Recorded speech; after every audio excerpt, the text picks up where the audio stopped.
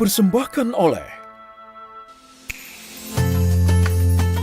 Bismillah, salatu wassalamu rasulillah wa ala alihi wa sahbihi wa mawala wa ba'du. Salam yang terbaik, salam para malaikat kepada para calon penghuni surga semuanya insyaallah. Assalamualaikum warahmatullahi wabarakatuh. Alhamdulillah sahabat NTV yang dirahmati oleh Allah. Kita selalu seringkali hitung-hitungan, selalu atau seringkali sama ya. Kita ini manusia ini makhluk kalkulatif, makhluk yang penuh perhitungan. Nah, coba lihat, semuanya dihitung ya sama kita ini. Kita ini nggak mau rugi, bahkan kalau kita lihat kita nih ngejual semuanya. Kayak misalnya pemandangan dijual, padahal pemandangan bukan punya kita ya. Allah yang ciptain dan lain-lain. Tapi semuanya lah, pokoknya kita tuh selalu masuk hitung-hitungan. Semuanya dijual, semua dihitung ya. Bahkan mohon maaf ya, kotoran itu kan jadi pupuk segala macam dijual dan lain-lain. Itu karena kita hitungan.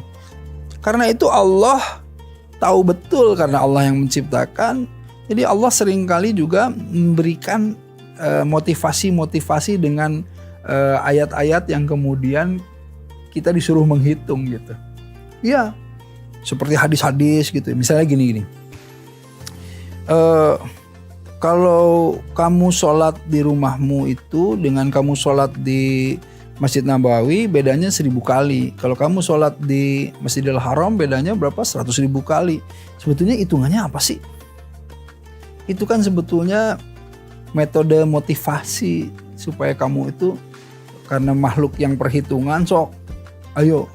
Padahal kalau misalnya kita pahami ya, Rasulullah SAW pernah menyampaikan gini, kamu itu tidak pernah bisa masuk ke surga dengan amalan kamu.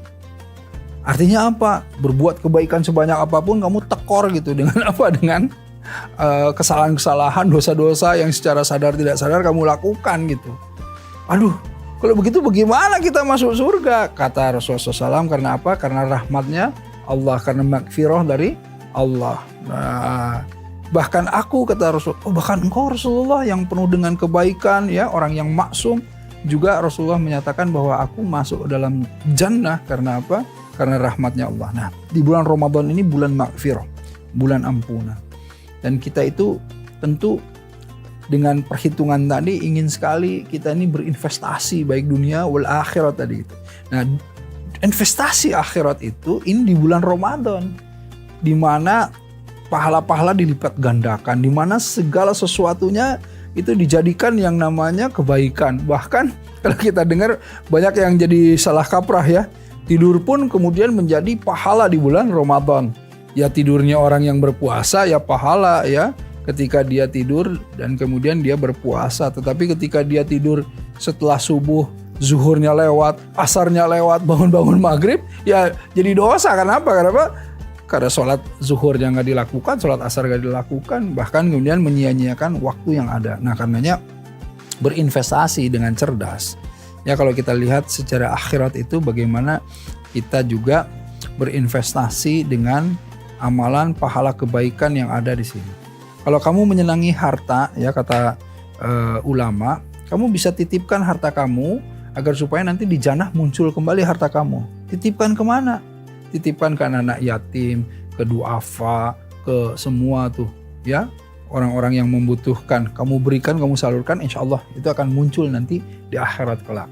Nah di dunia investasi sekarang itu sudah sangat berkembang. Banyak sekali di dunia ini investasi tabungan emas misalnya ya, investasi dengan kemudian menggunakan berbagai teknologi ya. Bahkan sekarang kan kalau wakaf ya, wakaf itu kan sebetulnya artinya bagaimana dia berhenti atau menghentikan atau diam atau tetap harta yang kita salurkan. Sementara wakaf ini kemudian ketika diinvestasikan menjadi berkembang ya wakaf ini. Ini wakaf produktif ya, karenanya kalau kita pahami wakaf itu tidak berhenti kepada wakaf tanah saja ya, tanah kuburan, tanah pesantren dan lain, bukan hanya itu, Tapi wakaf itu juga ada wakaf produktif, karena wakaf itu kan sebetulnya bisnis ya.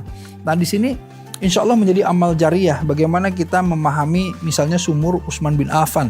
Coba bayangkan dari 15 abad yang lalu ketika Utsman bin Affan mewakafkan yang namanya sumur, sampai sekarang tiba-tiba jadi yang namanya hotel, jadi kebun kurma, jadi semua. Coba bayangkan. Nah ini investasi dunia wal akhirat. Kedua-duanya bisa didapatkan. Nah, dengan banyaknya kemudahan-kemudahan ya, aplikasi-aplikasi dari bank-bank syariah gitu, kita bisa langsung kemudian menggunakan super apps itu untuk kemudian berwakaf gitu ya. Wakafnya juga banyak sekali pilihannya, atau kita berzakat, berinfak, bersodakoh gitu. Nanti insya Allah ya, itu dengan apps itu bisa ikut. Nah, selain itu menjadi salah satu investasi dunia, tetapi insya Allah dengan kita menggunakan produk-produk syariah, produk-produk yang memang dituntun oleh agama, ya insya Allah ini juga menjadi pahala ya gitu yang berlimpah. Nah karenanya siapa sih yang nggak mau urusan dunianya menjadi pahala akhirat? Ya kan? Tidak ada yang kemudian tidak mau untuk mendapatkan keuntungan ini.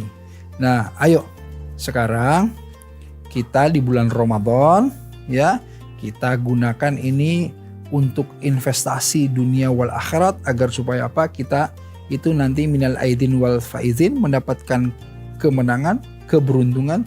Bukan hanya kita memandang jauh dekat di dunia, tetapi juga kita akan memandang jauh ke akhirat nanti.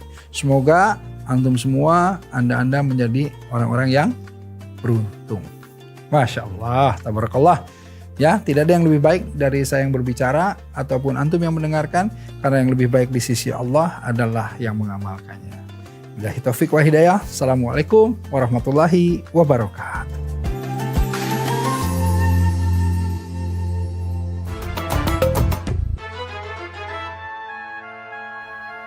Dipersembahkan oleh